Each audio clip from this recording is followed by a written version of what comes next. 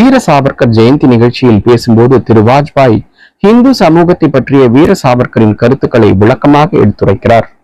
இந்து சமூகத்தில் உள்ள குறைகளை தைரியமாக ஒப்புக்கொள்ளும் மிகச்சில தேசியவாதிகளுள் ஒருவர் திரு வீர சாவர்கர் என்றும், இந்து சமூகத்தின் எந்தெந்த குறைகளும் பலவீனங்களும் அவர்களை அந்நிய ஆட்சியாளர்களிடமும் அந்நிய படையெடுப்பாளர்களிடமும் அடிபணிய வைத்தது என்பதை நன்கு அறிந்திருந்தவர் திரு வீர சாவர்கர் என்றும் குறிப்பிடுகிறார் திரு வாஜ்பாய்.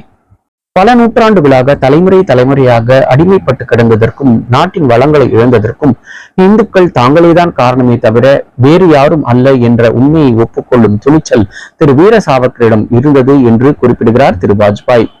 பண்டைய வர்ணாசிர நடைமுறைக்கு தவறான அர்த்தம் கற்பித்ததும் சமூகத்தில் பிரிவினை சுவர்களை எழுப்பியதும் நாமேதான் என்றும், அந்நியர் நம்மிடம் தோற்கவில்லை, நாமேதான் நம் நிலத்தை போராடி வென்று அவர்களுக்கு பரிசாக அளித்து விட்டோம் என்று திரு வீர சாவர்கர் நம்பியதாக திரு வாஜ்பாய் குறிப்பிடுகிறார்.